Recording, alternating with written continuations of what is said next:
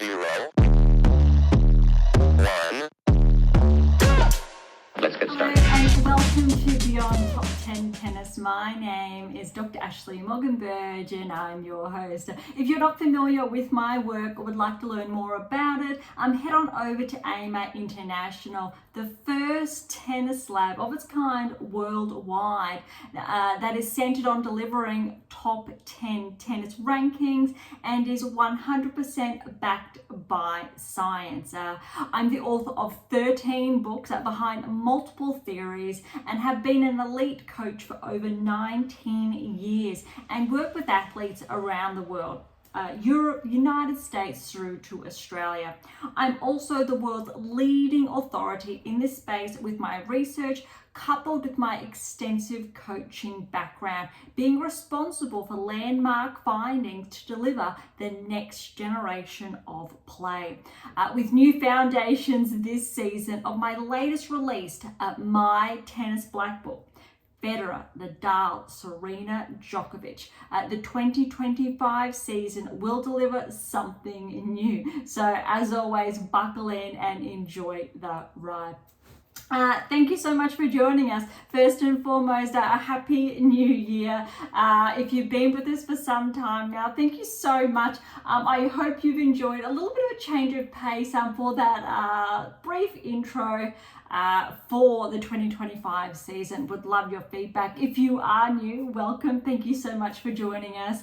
If you track back to early episodes, you'll become familiar with a little bit of a tweak there or change, but as always, if you're not familiar with my work, head on over to AM International, click on our books, click on Dr. B, that's me, and there's so much information there.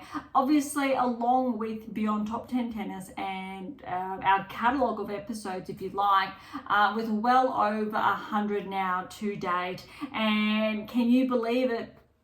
The first Grand Slam of the season is literally less than 2 weeks away. It is earlier this year, roughly almost a week, believe it or not. Typically, I think Australian Open starts around that like 16th, 17th mark, starting on the 12th now. Yes, I know that obviously it's changed to that extra 1 day, kicking off on the Sunday.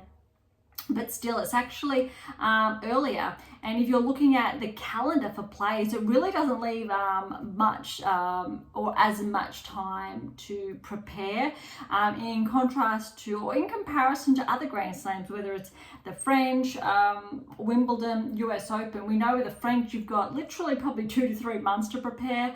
US Open, a little bit longer. This season, more. No Olympics. Wimbledon, though, you really have only a very small window, and that's similar to the Australian Open now, with not much of an off season, literally only that 3 to 4 week period maximum. But we still know players have been playing throughout there. Probably about only 1 week really where there was no play.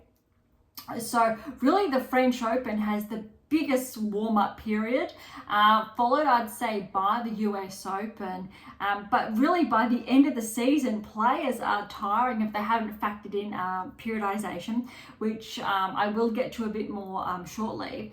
But that's really what brings us back to my latest release. Literally, it only came out just before Christmas. So you would have heard in the intro, My Tennis Black Book. That's the title. I'll say it again, My Tennis Black Book.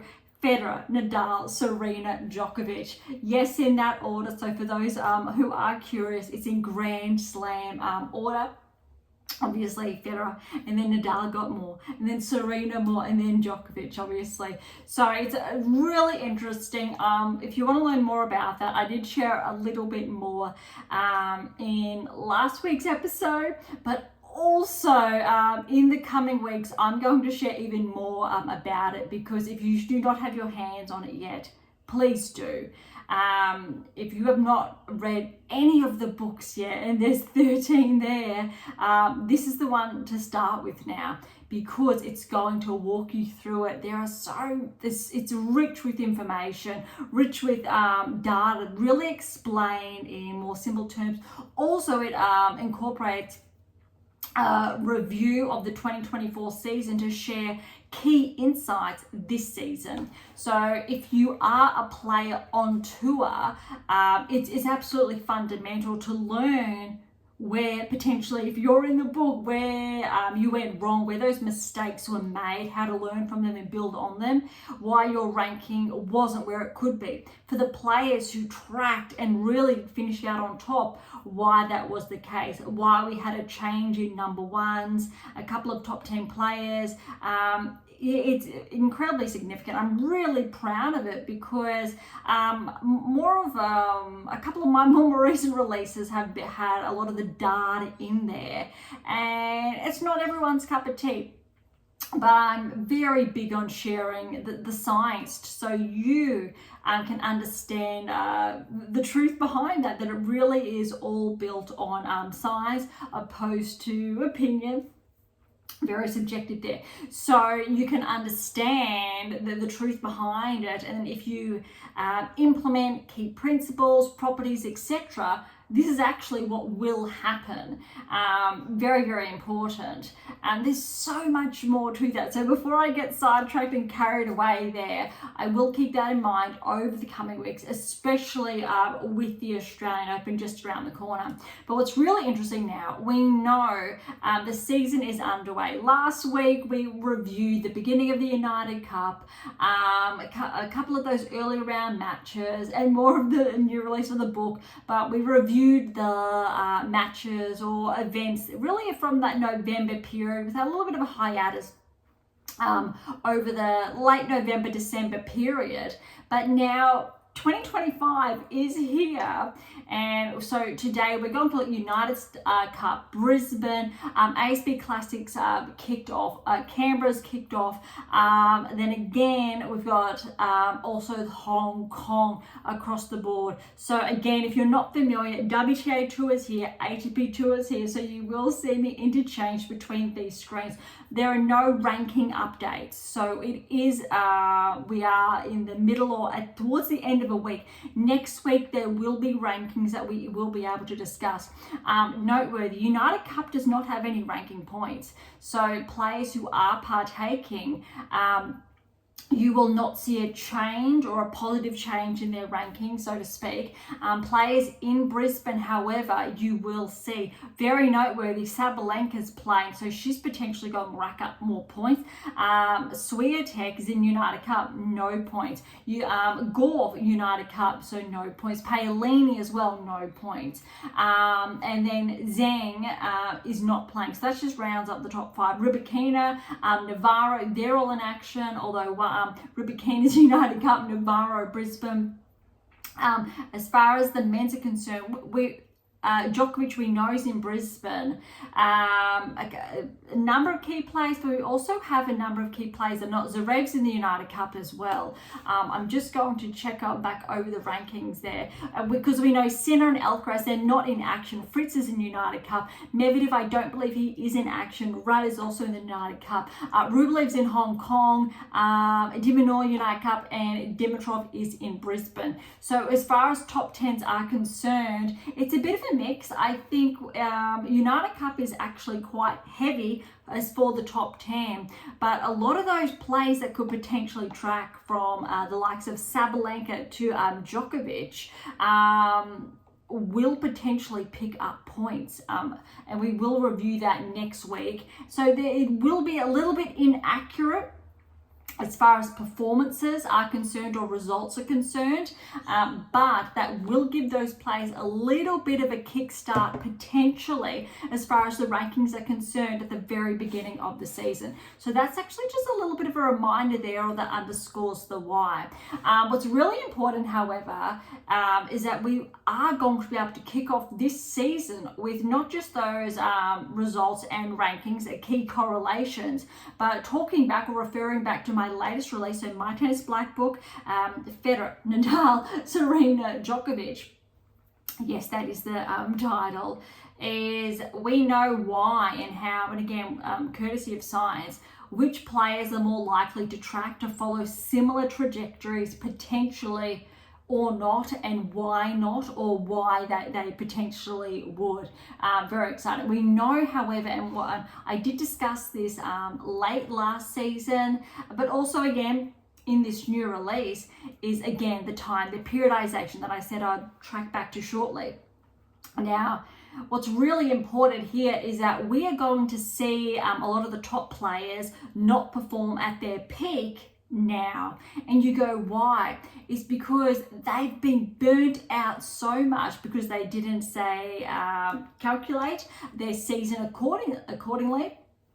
So they weren't able to peak as desired in the later half of the season, which means during their off season they had more recovery to do. They couldn't put all the work in, but that's it.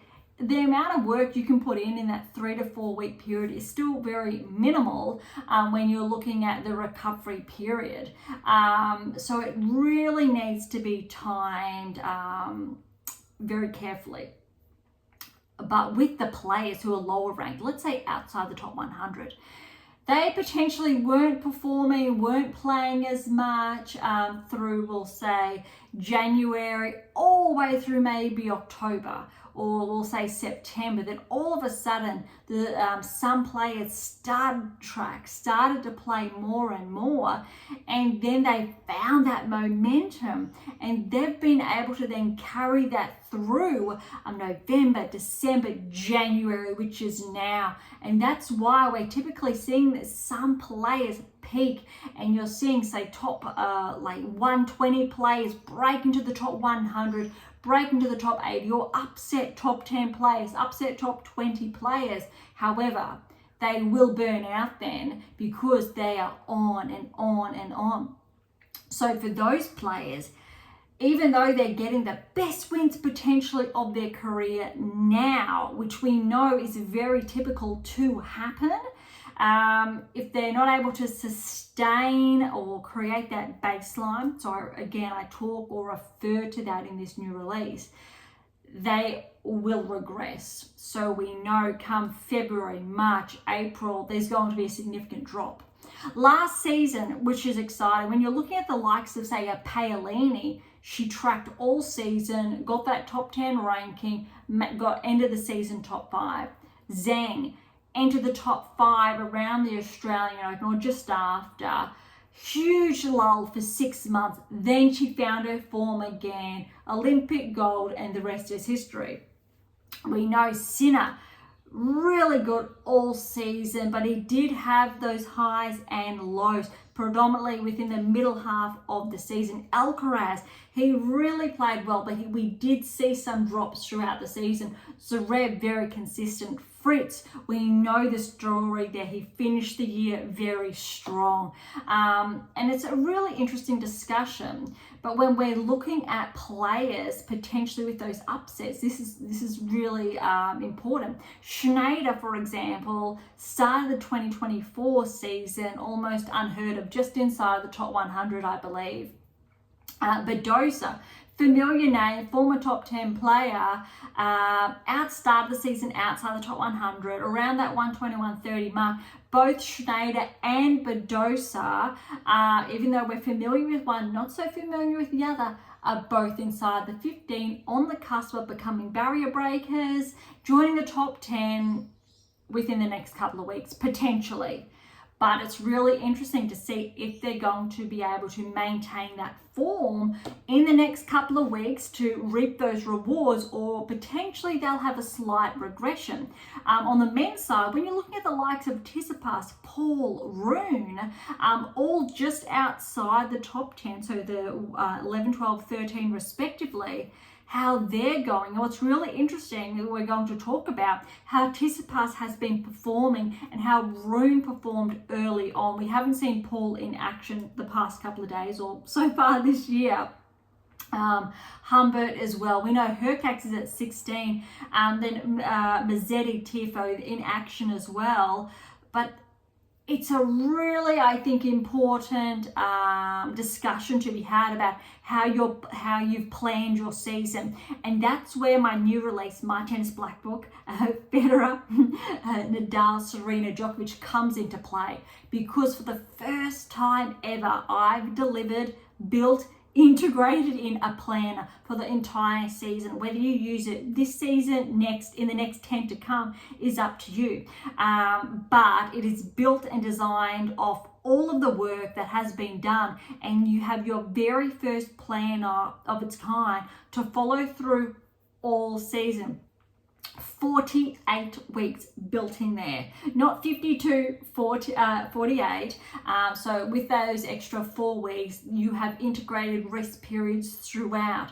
So you quite literally have a guide for your entire season to track and to plan, as well as work your way through the collection, through Beyond Top 10 Tennis, whilst every fortnight reviewing or reading, catching up on different topics dispersed throughout the book, as well as eventually towards the end of it, recaps or key pointers of the 2024 season. Okay, so that circles it all back now to this week's episode. A little bit different to kick things off there for today, but let's dive in. We're going to start off with United Cup, not the rankings, and we're going to kick things off from Friday all the way through to today's matches, which is Thursday. This will be released or available, I'll say, within the next 24 hours, which means today's matches are not going to be recapped, but they will be in our next episode. All right, so Kazakhstan and Spain. Keep in mind, United Cup is mixed team, so it's WTA and ATP all in one. I look forward to more of this happening because it's been really fun, especially looking at the mixed doubles, seeing some of the best players in the world pairing up and playing off against one another. And there's so much we can learn from that as well, and it's a lot of fun. All right, Kazakhstan and Spain. Shevchenko, Carreño Busta. Carreño Busta with that win there, 2-1. Rybakina was as Meniero, Rybakina with that win, 2-3. I was really interested in this. We know Rybakina had a bit of a regression at the end of last season, couple of ailments, not the best of health. If Rybakina stays healthy for the next couple of weeks, for I guess the Australian swing, it is not going to be surprising if she makes the semi-finals. Let's see around what does happen. I'm going to hold off on more of those thoughts, but I will share some key insights, but not too many because we still have a couple of weeks to go. Or as far as the doubles are concerned, Rybakina, Shevchenko over Carreño Busta and Caval Remas. 10-7 in the third set tiebreak, one tiebreak apiece. That's how close a lot of these matches have been. China and Brazil. All right, Gayo Haddad Maia, and Gayo upset Haddad Maia. Remember, Haddad Maia made the quarterfinals, I believe, at the US Open. Peaked, entered the top 10 at the end of last season, regressed just outside. So we know what she's capable of, but can she maintain that level consistently? Let's see. As far as the Australian Open is concerned, potentially around a 16, but we need to see more key patterns. Zhang over Monteiro there. Look, we've got 6-3, but the scoreline hasn't been completed. And China did win the doubles over Brazil. Zhang over Alves and Matos. France and Switzerland. Great to see Benchik back. She got the win over Paquet, 3-1. Humbert over Stricker, 3-5. Now we know Humbert, as far as those rankings are concerned, he's top 20. And I think Humbert has the opportunity to make the round of 16 in Australia.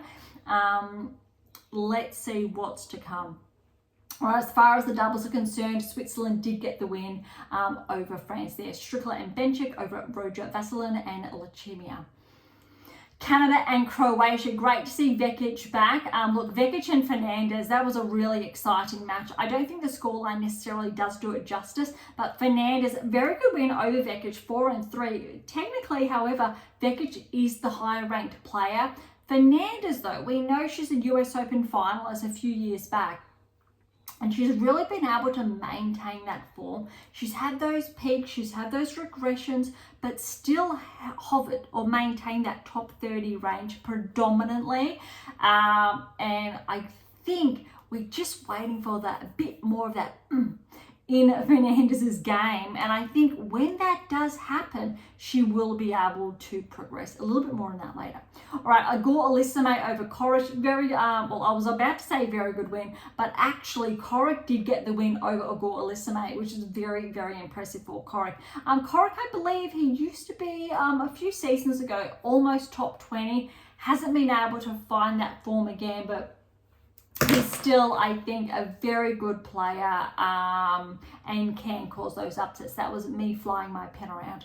All right, as far as the doubles were concerned, Canada did get the win over Croatia. Igor Elisame paired up with Fernandez and Sirk Badak over Dodig. That was 3 and 4. Australia, Argentina. Okay, Australia almost won this tie, but we did go down. Gadecki fell to Podoroska 2 and 4, and Debonair got that win over Chevry 1 and 4. As far as the doubles were concerned, Carl and Echeverry actually upset the Aussies, Perez and Ebden 2 and 4. Greece and Spain. I was really looking forward to seeing Sakari back in action. Look, this time last year, Sakari was ranked inside the top 10. We know, I believe it was Miami, Indian Wells or Miami. Let's go with Indian Wells then, where Sakari did reach the finals. She's regressed essentially ever since, unfortunately. And this is really she has a chance to kickstart the season. But look, she went down to Bezes Meniero 2 and 1. A little bit brutal there. Does she have the potential, the capacity to rejoin the top 10? Of course she does. However, she is missing a few key elements, a number of those key properties that I do discuss in my work as far as technique, technical parameters are concerned. And I wasn't seeing that during play, which means Sakari's not likely at this stage to continue to progress, say, back towards the top 10, maybe top 20, but I need to see more. Tsitsipas over Karina Busta, good win for Tsitsipas, 6-4, 4-6, 6-3, and Greece over Spain in the doubles. Third set tiebreak, 10-6. Czechia over Norway. That's actually a very good win. Makova over Helgo. Look, 2 and 2. I'm really looking forward to see how Makova tracks. Top 20, here we come for Makova. We know this time last year she was top 10. She was, however, out because of surgery. So she's actually yet to have a full season back on tour. But I think Makova at this stage will not be seeded at the Australian Open as far as rankings are concerned. I don't believe. And I'll tell you what, I would not want to get Makova first round. I think Makova is one of those players that definitely can progress through to the round of 16. We know what happened at the US Open, and is definitely going to be a dark horse. Makak did get the win almost over Rudd, almost, because we know he progressed later. But Rudd, a good win over Makak there, 7-6, 5-7, 6-4. Look how close that is. But that's actually a very good win for Rudd. First match of the season, finding that groove.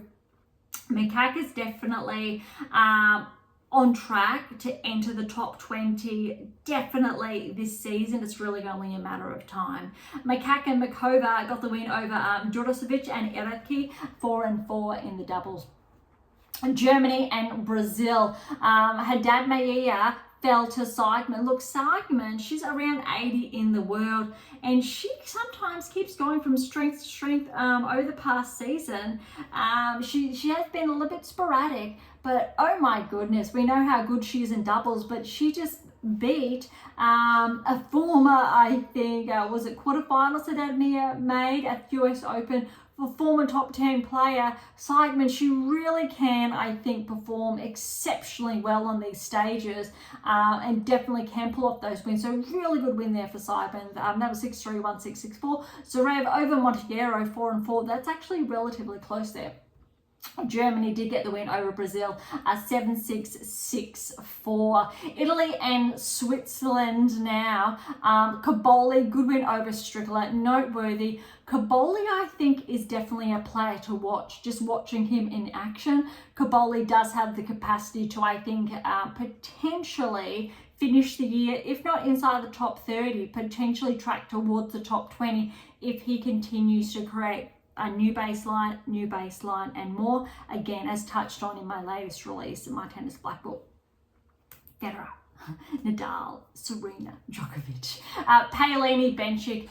This was absolutely brutal, but great to see Paolini really in form, playing at that top 5 status. Bencic, we know, I think this was only her second or third match back. Since she did play some lower events, I do believe, leading up to the United Cup, but we know that this is really her re-entering the tour after becoming a new-time mum, and I'm looking forward to seeing how she plays. Former top 10 player. We know Bencic won. I want to say yes, Bencic did win gold, I do believe, in Tokyo. I'm going to have to check that, but I know I wrote about it. It's all in my Tennis Black Book. It's there, but we know what Bencic is also capable of. So very, very impressive win from Paolini. Okay, as far as the mixed doubles are concerned, Irani Vasori over Bencic, Strickler, 4-4. USA and Canada, look, great mix seeing Fritz and Gauff pairing up. Gauff over Fernandez, 3-2. That was really strong. You've just heard me say how well Fernandez has been playing, but this was, look, Gauff is back, and I tell you what, and I was watching this, if, very big if of course, if Swiatek and Sabalenka, if they lose form just a little bit, if they regress just a little bit, Gauff will take advantage. I'm not going to be surprised this season if Gauff gets to number 1. That is how well she's been playing. It's a huge call to make. However, look, Sabalenka had a huge season. Swiatek did as well. However, if either one of those players has a little bit of a regression, if Gauff keeps going from strength to strength. We've seen Swiatek, slight regression. Sabalenka, maybe we need to see a little bit more. Gauff is going to be there for that opening. It is actually very exciting. And you need to remember, Gauff is the youngest of these 3 players. I believe Gauff is only still 20 years of age. Very, very dangerous. We know the 2024 season didn't necessarily go to plan. She finished it's strong, obviously WTA Finals champion. That said, Gauff, if you're looking at her build, you're looking at her athleticism, she's brought that to a new height. She really, I think, has come into her own, especially the last couple of months, where she can hold the same stage now with Swiatek, with Sabalenka, not just as far as performance is concerned, but that level of consistency. I think this season is definitely one to watch Gauff make some really serious inroads potentially. And it's okay if it's not this season, but if Gauff maintains that, again, she's the youngest of the 3, she's definitely in there with a chance. Look, you can't write Gauff off as far as Grand Slams are concerned. If she maintains form, she did win the WTA Finals.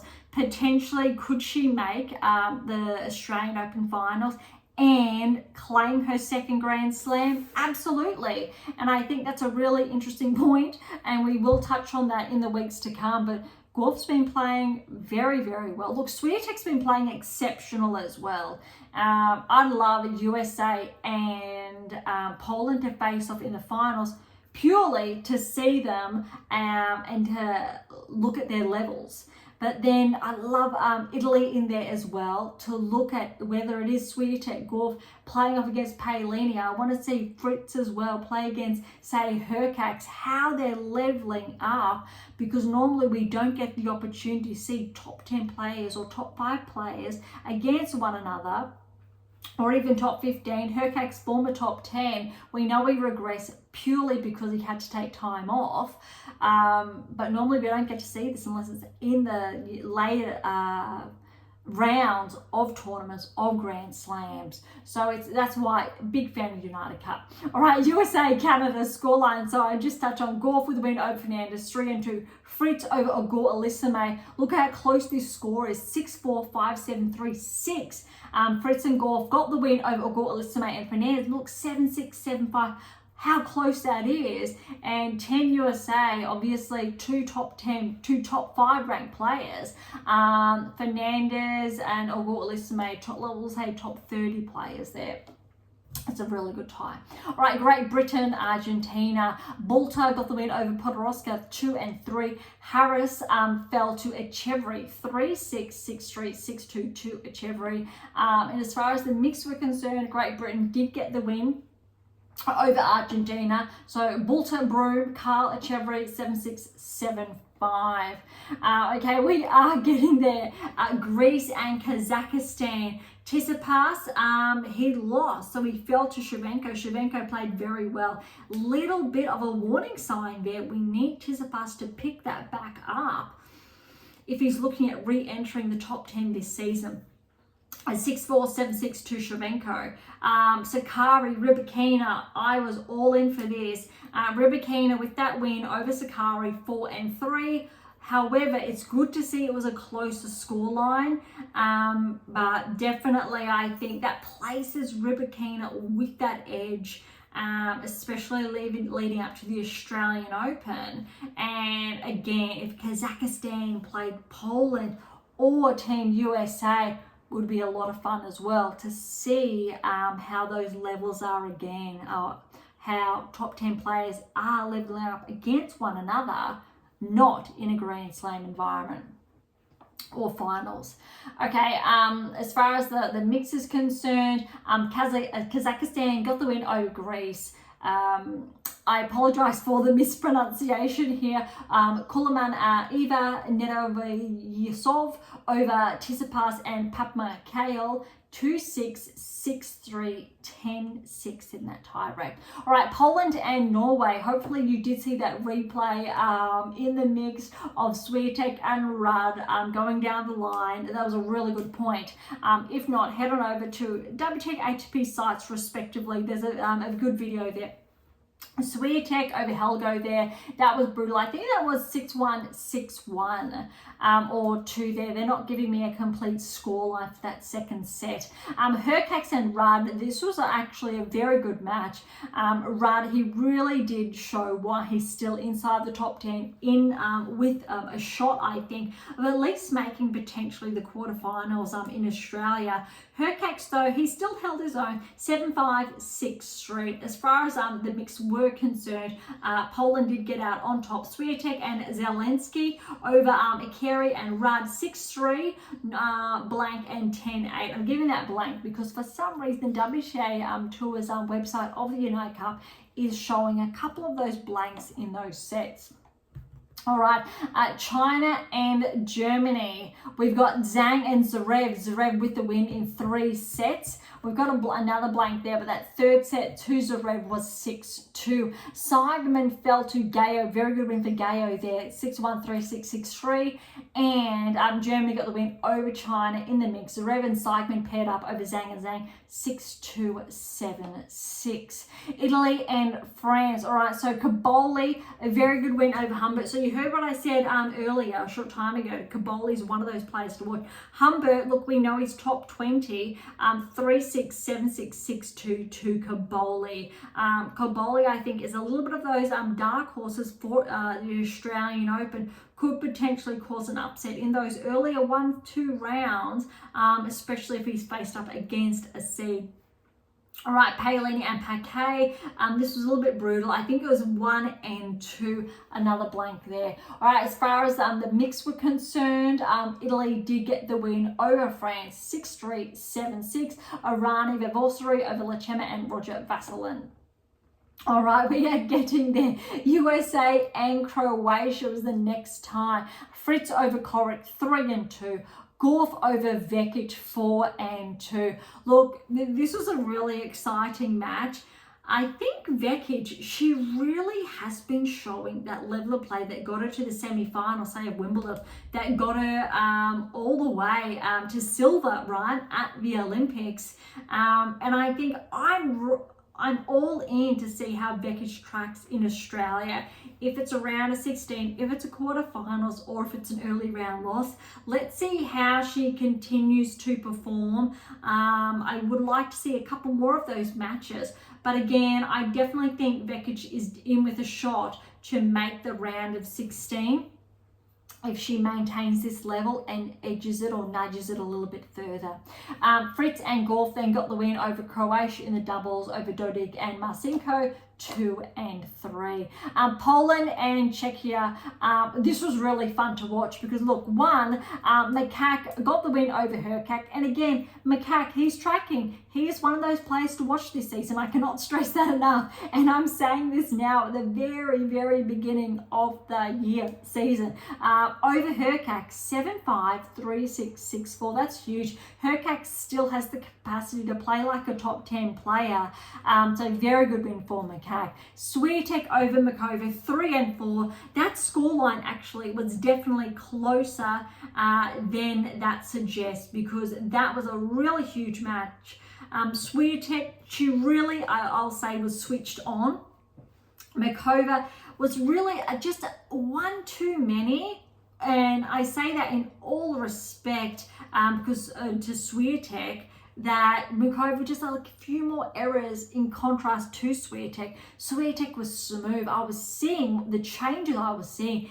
Swiatek really hitting through the ball. When it sat up, she went for it. She was pushing and moving her body through, using the momentum to her advantage. A lot of players don't use the momentum, they pull back, and that is one of the rulers, is again backed by science, that shows that if you're prepared to use that momentum, swing through the ball, move through, that's top 10 status. If not, if you're pulling back off that ball, you're more likely to regress. If you are a top 10 player, your ability to maintain your top 10 ranking is limited. But if you get to a point where you're comfortable hitting through, using that momentum, the rotation that you're taught, and keeping that lowered center of gravity, yes, that's on your side. Yes, you're setting yourself up for Grand Slam wins, progressions. I've seen that in golf too. Sabalenka, I haven't been able to watch yet too much of,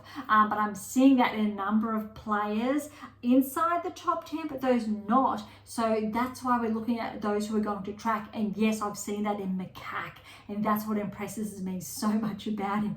All right, as far as the doubles are concerned, Poland, Czechia, Hurkacz and Swiatek over Makak and Makova. This was a huge one. It was so much fun to watch. 7-6, 6-3. Just the caliber, the quality of players is really exciting.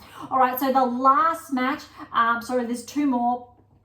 No, last match, this wrapped up last night, was Great Britain and Australia. Even though Australia won the tie, they didn't progress because of, I guess, the rules of United Cup. But look, Bolter got the win over Gadecki, 2-1.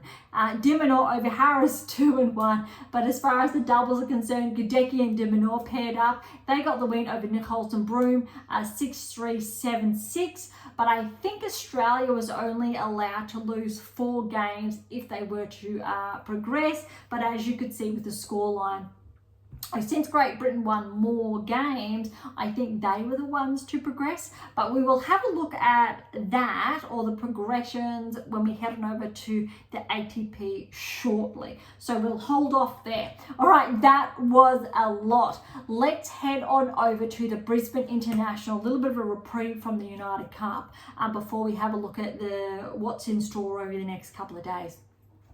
Okay, Brisbane International, first round, we know Sabalenka with the bye, Zarazua over Tomova, 0-3, Kessler over Lynette, 4-4, that's an upset, Putintseva with the bye, Azarenka with the bye, Joint over English 3-4. That was a very, very good match from both players, both Aussies as well. Berge over Gibson 7-6, 7-5, 3-6, 6-3. Ostapenko with a bye, Badosa with a bye. Evanesian over Shmamkova 1-6. 2-6, 6-2. Jabor over Zheng 7-6, 7-5, 6-4. Alexandrova with a bye. Noskova with a bye. Todoni over Buska 7-6, 6-2. Blinkova over Bajek 6-1, 7-6. Mira Andreeva with a bye, Kalinskaya with a bye, Kruva over Uchijama 6-3, 1-6, 6-3, Lamens over Rakimova 2-4, Frech with a bye, Sampson over with a bye.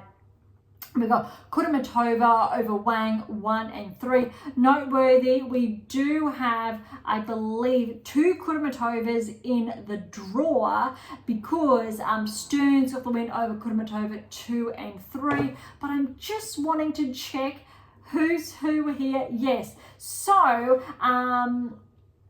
Kudermetova is ranked outside the top 100. Veronika Kudermetova is ranked 17, so I'll get the name correctly. Yes, Polina Kudermetova, I believe, is the younger sister of Veronika. So Veronika has fallen to Stearns' first round, 2-3, but her sister, Polina, has progressed, which means she's around 107 in the world now. She's going to crack into the top 100 next week then when the rankings come out, very highly likely.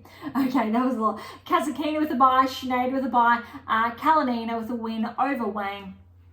4-0, Wang did retire. Yuan over Rus 2-4. Kostuk had the bye.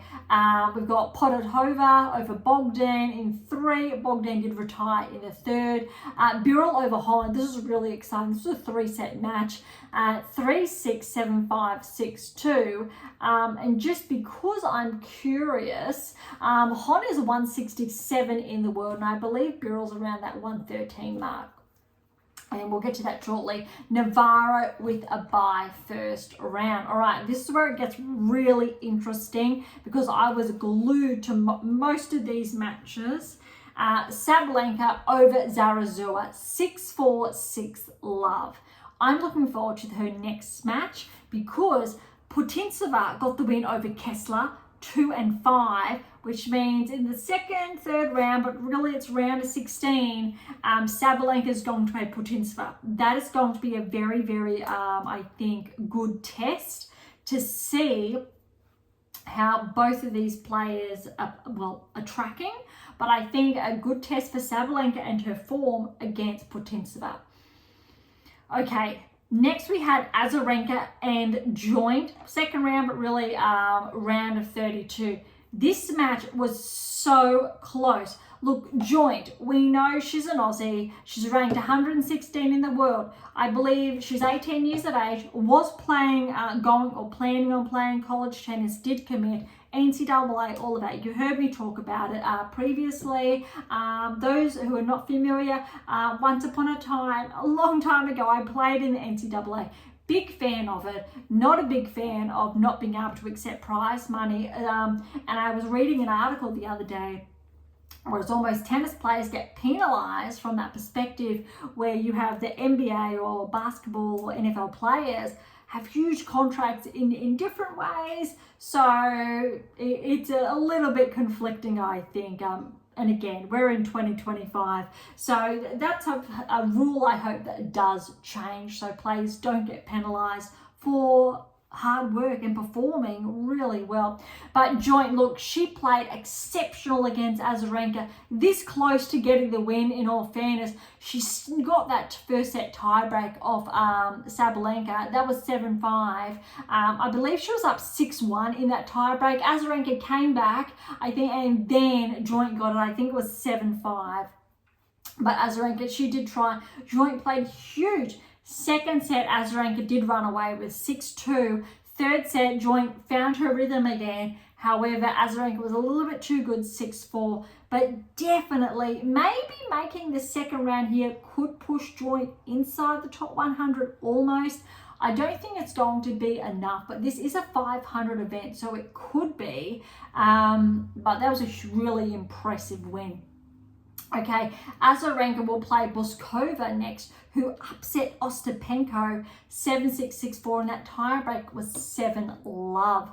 And Boskova, out of curiosity, she's currently ranked 44 in the world. Ostapenko this time last year was ranked inside the top 10. You can never write her off, but that was a little bit, look, it was a bit of a rough start, but it was still very, very close, a very, very close match.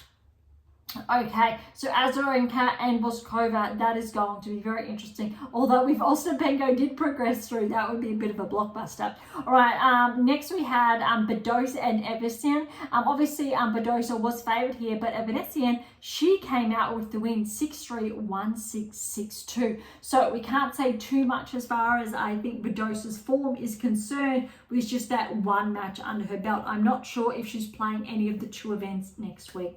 Jabeur and Alexandrova, great to see Jabeur back. She did get the win over Alexandrova 3-2. And she will play Evesian next. You really need to favour, I think, Jabeur here. And if Jabeur was to continue to track, that would help her ranking. It would be great to see her bump back inside the top 30. Okay, Noskova to Doni. This one finished a little bit later last night. So Noskova with that win, 1-4. She will play Mira Andreeva, who got the win over Blinkova, 4-4. That's going to be very interesting. Obviously, Mira is favoured. She's ranked around 16 in the world now. Noskova, however, I believe she's still top 30 in the world, and she is an up-and-comer. Noskova, I believe she's still 19 years of age, could have turned a year older. So yeah, she's 20 now, 20 years of age, she's 26 in the world, and Mira, she is, yes, 16 in the world, just checking there. That's going to be interesting, and I think give us a bit of a benchmark to go off come the Australian Open. All right, last couple of matches in Brisbane that have been played. Kalinskaya and Kruger faced off in the round of 32. Kalinskaya was favoured, but Kruger got the upset there. 3-3 with the win, and she will play Lamens next, who upset Fretch. So Lamens with the win 7-5, 6-3. And we've got some surprises shortly to touch on. Samsonova again was favoured. Kudermetova got the win. So that's racking up more points there. So Kudermetova 6-7. And that was 9-7, 6-3, 6-2. That's huge. Well done to Kudermetova. And then Kazatkina, she definitely has to be favoured down in the bottom half of the draw because Navarro is out. Kazatkina over Stearns, 7-6, 4-6, 7-5. So Kazatkina and Kudermetova will play. Let's see if Kazatkina can maintain her form, because she did finish the year ranked inside the top 10, which means she's only really been inside the top 10 for a matter of weeks, less than, I believe, 2 months. If she can build on that form that she really had at the end of last season, and if she can use that to her advantage in Australia. All right, Schneider and Kalinina played. Schneider was absolutely favoured, but Kalinina got the win 3, 4-6, and 6-1. And Kostyuk was favoured for her match against Yuan, but Yuan got the win 4-3 over Kostyuk. But I will tell you what, Kostyuk, she didn't play bad. Yuan played good. So those properties I was touching on a brief time ago, Yuan had a number of them. So I would say Yuan is a player to watch. And now let's remember, she had her breakthrough, or Zheng, sorry, had her breakthrough in Australia last year. Yes, she made the quarters at the US the previous year, but Yuan, she's got some really strong properties there, or technical properties that were quite impressive. So I'm not going to be shocked if she has a couple of upsets up her sleeve or to come. She will play Kaladina, and Yuan will play one another in the round of 16. Yastremska, she was favoured over Potapova, but Potapova got the win. A lot of upsets happening here. So Potapova 5-4 with the win. And she will play Birrell next, which is currently underway as we are going live. Because Navarro and Birrell faced off. Biggest win of Birrell's career. Kimberly, she's a local. I'm based on the Gold Coast. A very long time ago, track back, would you believe, 20 years ago. I've known Kimberly from when she was very little, and I was coaching at her parents' club when I was a teenager. A lot of fun there, and so both Kimberly and her brother Cade were playing tennis, and I was coaching them when very, very little, and then I went overseas and did my thing. Came back, and obviously they're still playing, but Kimberly has started to play some of the best tennis, I think, of her life, which is really exciting to see, especially I think having that win over Navarro, a top 10 play in her own backyard. Brisbane Tennis Centre, so where the Brisbane International is being held, that used to be my coaching background as well. So once upon a time, I was one of the high performance coaches at that centre. That's not the case now. That was a number of years ago, though I'm very familiar, obviously, with the surrounding settings. I think back then when I was, it was still as such, but it was when Serena was playing, and we had, I think Nadal visited, a lot of big names then. So I'm very familiar with that. I am not there this week. I made the decision not to go there in person, but I have been watching or following very, very closely, but very good win for Birrell. And I think just like joint with points, Birrell's around similar ranking range, but because Birrell was able to go one step further, she got that first round win and second round win. She's definitely going to get some points. If potentially Birrell gets that win over Potapova in the round of 16, first match on today, centre court on Pat Raft Arena, I would definitely say that when we touch on the rankings next week, Birrell could definitely crack the top 100. Very, very exciting. Okay, that's a lot. We've done the United Cup. We have done Brisbane. Round of 16 is already underway in Brisbane. So let's head on over to Auckland now. So the ASB Classic. Couple of upsets already underway. All right, so Keys is the number 1 seed here. We're going to go straight into it. Round of 32 onwards. Keys over Bronzetti, 4-4. Staropotseva, she retired over Christian, so Christian got the win. She did win the first set. Staropotseva was the player that got through to all qualifying rounds of the Grand Slams last season and progressed through to the main draw, I believe. That's why she's one to watch on the radar, but a little bit, I think, disappointing. But then again, she played a lot of tennis last season. All right, Kenin, she got a good win over Wang, 7-6, 6-2 there. Stefani fell to Torsen, so Torsen 2-3. This was, I think, the biggest upset. Lulu Sun, she's a Kiwi, so playing in her own backyard or the biggest event in her home country, she's fallen first round to Marino. That's a bit heartbreaking. So Marino with a very good win there. 6-3, 3-6, 6-3. Pera over Jimenez, Kasativa, 2-5. Habino over Nyman, 3-4. Montgomery over Hontama, 6-3, 2-6, 6-love. Volnyets over Erica Andreeva in 3 sets there. Lee has upset Stevens. We know Stevens is a former Grand Slam champion, but she hasn't really been able to find that form in the last couple of seasons. You can never write her off, but not the best start to the season, but still in 3. So Lee, that was 5-7, 6-4, 6-4 over Stevens.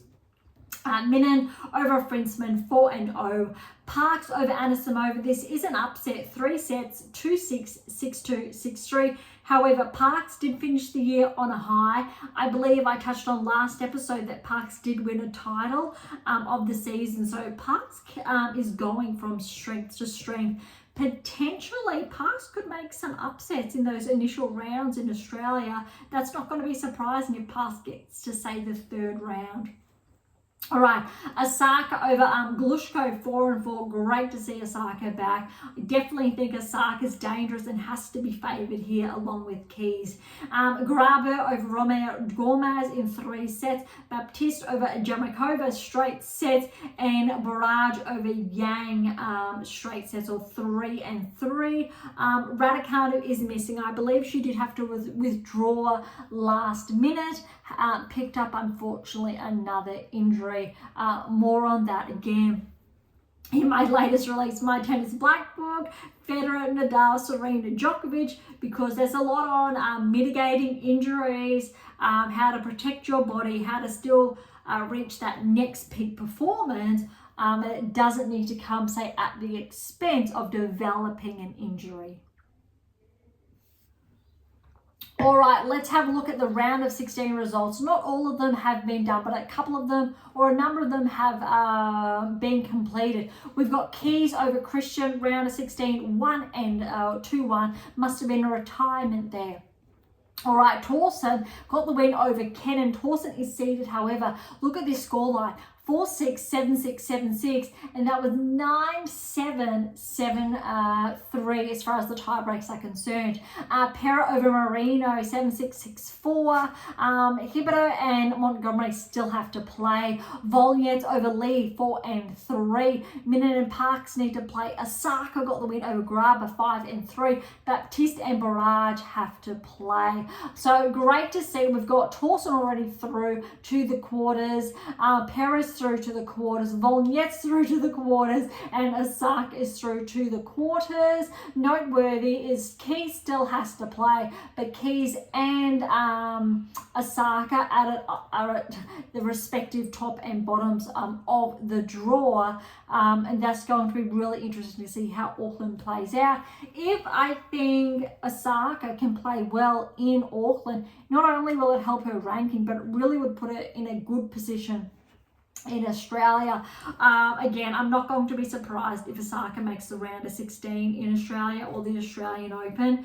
A little bit too soon to tell, but I really think Osaka has it in her this season to get her ranking back, if not in the top 30, then top 20, if she continues to track.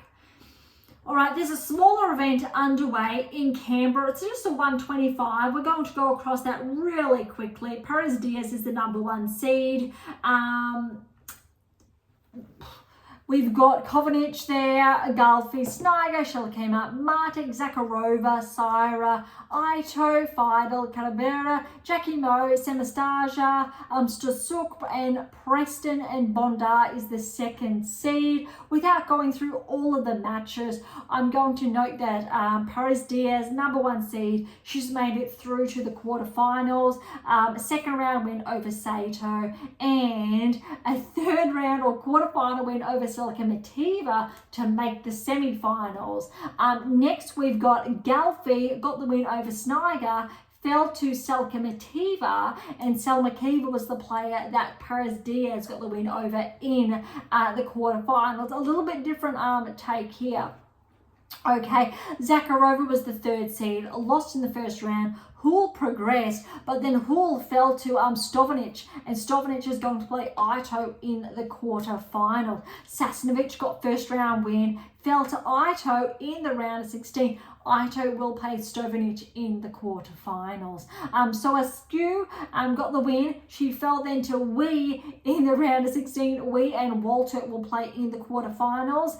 Jackie Moe got the win over Jones, but then Jackie Moe fell to Walter, who was again playing Wee in the quarterfinals. Statsovic won in 3 1st round. Then she fell to Preston in the round of 16. Preston and Ayala are playing one another as we speak. in the quarterfinals. And the bottom of the draw, Bonda, the second seed, she lost in the first round to Hartino. Hartino then fell to Iala in the round of 16, who is playing Preston as we speak. Just a quick recap of those, or the workday Canberra International there. All right, so that's the WTA Tour. United Cup still has to finish, Brisbane International still has to finish, and the ASB Classic. But let's head on over to the ATP Tour and do a little bit more of a recap then. Look at the draws for the United Cup, because we know it is in action, but look, here we go. This is what I was holding off for. As far as the quarterfinals were concerned, or are concerned, USA got the win over China. Italy has to play Czechia. That's going to be fun, because that means Paolini will play Makova and Makak will play Kaboli. That is going to be interesting. Makak and Kaboli, two up-and-comers. I'm going to very much be looking forward to that. The winner will play USA in the semi-finals. Bottom half then, we've got Kazakhstan and Germany. So we know Kazakhstan, that means Rybakina, Seidman, we've got Zverev there, Shevchenko. However, Kazakhstan has progressed over Germany, so we did touch on that, which means Poland will play Great Britain in the quarterfinals, and the winner then will play Kazakhstan, which means we should get a chance in the semi-finals, all going well, for Rybakina and Swiatek to play one another, as well as Hurkacz and Shevchenko. Need to get through, though, the quarterfinals. But irrespective, if Italy progresses, we will see Paolini and Gauff play off in the semi-finals. If Czechia progresses, we will see Makova and Gauff play off. I'm a little bit rooting for Italy, because I really want to see top 5 players, top 5 playing off. Same why I would love to see Poland progress, because I'd love to see Kazakhina and Swiatek progress, because we'll be able to gauge their levels. That said, if Czechia progresses, we'll be able to look at Makak and Makova's levels. And if Great Britain progresses, Balta is definitely, I think, one to watch. We know she's top 30, but this season I think Katie can get inside the top 20 with how she's been playing, and that is going to be really interesting to watch. Also in Australia, we haven't really seen, or Balta's never made, I don't believe, a round of 16 at a Grand Slam before. So, or maybe, but I'll say not. If she's able to do that in Australia, I think that'll be really impressive, and also to kickstart her season. All right, Brisbane International for the men's now. Doubles was a little bit of fun. We saw, obviously, Djokovic, Kyrgios play with one another. They did fall in the second round, so we won't touch on the doubles. That said, historically, we don't typically focus on that unless it was the Olympics. So, Djokovic is the number 1 seed in Brisbane. Look, we're going to dive straight in. First round, or round of 32, a little bit of a smaller draw. Then the WTA. WTA is a 500, ATP is a 250 event. Djokovic over Jaka, 3-3. Rinky can cause problems. He played well, but it was, look, Djokovic, he played smooth. He played to the level we did expect. There weren't necessarily lulls there. He played relatively solid. So I'm looking forward to see what Djokovic is capable of this season. Equally think that he's in form to potentially make quarters, semi-finals in Australia, if not the finals. It's very hard to comment further when we haven't seen Sinner or Alcaraz in action so far this season. We're seeing Zverev, though, obviously second or number 2 in the world. So Djokovic, I definitely think, has that capacity to continue playing at a very high level from what I've been seeing. All right, Monfils got the win over Bastaveri, 6-4, 4-6, 6-3. And Djokovic and Monfils will play one another later today. Opelka over Gomez in straight sets. Arnaldi over Poprin. That's an upset there. Poprin was favourite. Arnaldi, he is one of those players to watch, but Arnaldi and Opelka will play each other in the second round, or round of 16. TFO got the win over Walton, straight sets. Mapesh Perricard, 3 sets over Kyrgios. So Tiafoe and Mapesh Pericard will play in the round of 16. That is going to be exciting. Before we get to that then, look, Mapesh Pericard, he's been one to watch, and I did call it around mid last season when he did win that. I think he won that maiden title or made the final there, but he literally went from strength to strength. His ranking was outside the top 100 and he's now just outside the top 30. Potentially after Brisbane will bump himself inside the top 30 potentially. So he will be seeded for the very first time at a Grand Slam. However, Kyrgios, I have to say, even though he lost, it was an impressive scoreline. 3 tie breaks. He hasn't played a match in 18 months. So it's actually a very good match for him. That said, what wasn't the best about this match is that it really was dependent on the serve, which means both of these players had huge serves, but what we didn't see was a lot of baseline play or play in general, that the server dominated, the server held their serve. Very important, but we didn't see the exchanges, so it really came down to those tie breaks and who was able to snatch those or break the server in the tie breaks. But that, look, Kyrgios, it looks like he had still a few little issues or niggles with his wrist. Mapesh Pericard, he played huge tennis, and Kyrgios definitely would not have entered Brisbane if he was not ready, if he was not prepared. And if anything, we could say Kyrgios was able to toe the line with the top 30 player, and that's really an impressive metric. Personally, on a side note, it was actually quite nice to see Kyrgios play and behave himself, because unfortunately I think there's obviously a bit of a tarnish there from the sport, bringing a bit of I will say very carefully, not the best of what tennis typically is known for, and obviously as far as ethics is concerned, the throwing, the arguing, the tantrum, so to say, or on court is not encouraged, doesn't abide by code of conduct, etc. So it was actually really nice to see Kyrgios let his tennis do the talking, and I was able to personally focus on his performance opposed to be, say, distracted by antics. And he started to let his tennis do the talking, and I liked seeing that, and I hope I get to see more of that, especially as he keeps playing. All right, down the draw. Still first round. Okay, so Mensik got the win over Kukushkin, who qualified straight sets there. And Mensik will play Lakjevic, lucky loser. But Lakjevic actually upset Kazuks there 4-4 in the first round. Bonsai got the win over Tabilo. That's an upset, so a qualifier over the 6th seed. 3 sets there. Jarry got through over Navone, straight sets. Jarry and Bonsai then will play in the round of 16. Nishioka over Rinchnek, straight sets. Lecheka upset Rune, so 3rd seed, 7-5, 6-3. We know Lecheka is one to watch, definitely. Rune, he started to track at the end of last season. Not the best result that we were after, but again, very early on in the season. Still noteworthy. Lecheka, however, did progress past Nishioka in the round of 16 in 3 sets, 6-2, 7-6, 6-4. And also, Jarry progressed over Bonsai in the round of 16, 2 and 3. So a couple of those round of 16s had been played, others not so much. Okay, next we had Thompson over Berrettini first round. That was a tough one.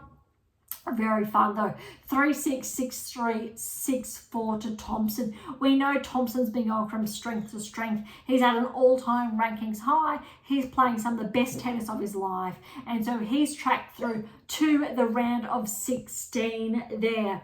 All right, so next we've got Michelsen and O'Connell in the first round, and Michelsen got the win over O'Connell in 3 sets. That third set was 7-6, 12-10 in that tiebreak. Okay, so then as far as the round of 16 is concerned, Thompson did play Michelsen. This was late last night, and Thompson progressed through to the quarterfinals, 7-5, 6-3 over Michelsen. What's important to note is that Michelsen, he's got a couple of good wins under his belt last season, so that was not a pushover for Thompson. That was actually hard work. Not that any match is a pushover, but hopefully you understand, I think, the connotation behind that. So a very good win there for Thompson. All right, Vukic, a wild card, got the win over Goffin. And Goffin, former top 10 player, back inside the top 100, been playing some very good tennis. So that's a very solid win for Vukic, 2 and 3. Dimitrov got the win over Halfman, who had to qualify, 7-6, 6-3. Then Dimitrov and Vukic, they played each other late yesterday, and Dimitrov got the win there, 6-2, 7-6, 7-5 in that tiebreak. Okay, so that's a lot that we've covered there. All of those, we know the round of 16 has been set. Half of them have been played out. So today, we've got Djokovic on Monfils, Opelka on Naldi, Tiafoe and Mapesh Pericard. I think that is the biggest one I'm looking forward to. Well, as long Djokovic on Monfils, that's going to be a lot of fun as well. Menzies and Lakovic.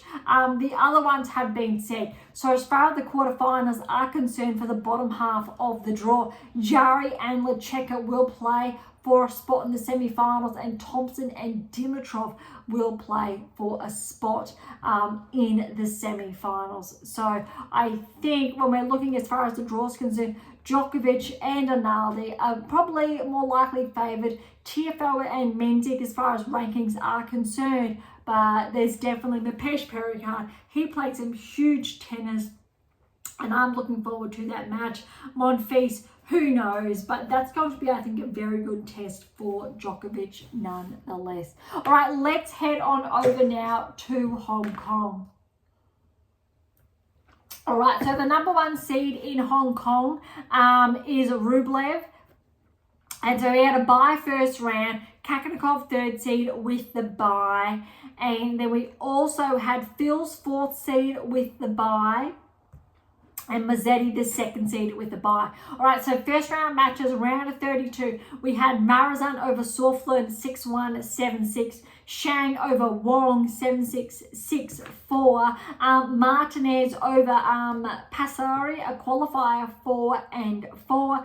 Nishikori over Shapovalov, first round, 2-3. What's really noteworthy about that is I do believe with this win from Nishikori, potentially, as well as his next one, which we will get to shortly, Nishikori will be breaking back into the top 100, I think, for the first time in 2 to 3 seasons. Maybe more, maybe a little bit less, but that is a significant milestone, and he will obviously get direct entry to the Australian Open with that ranking, I do believe. All right, Nori over Tian, 3-5. Sonigo over Nakashima, 7-6, 6-3. That's an upset. Kekinovic over Darderi, the 8th seed, 3-3.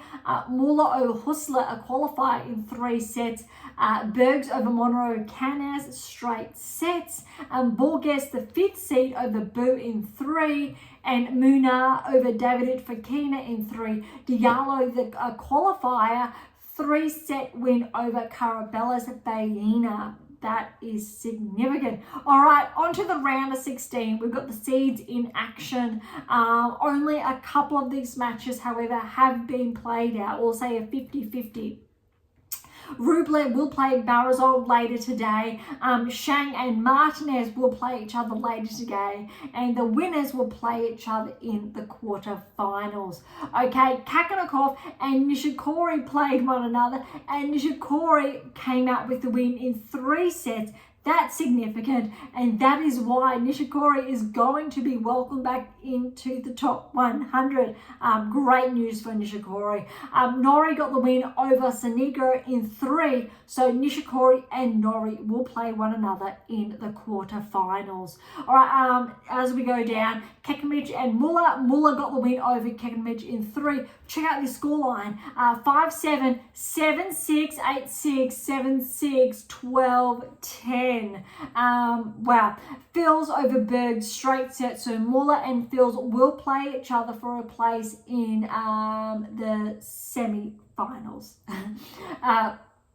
Quarterfinals, getting ahead of myself there. All right, Borges and Muna will play each other, and Diallo and Morzetti will play each other.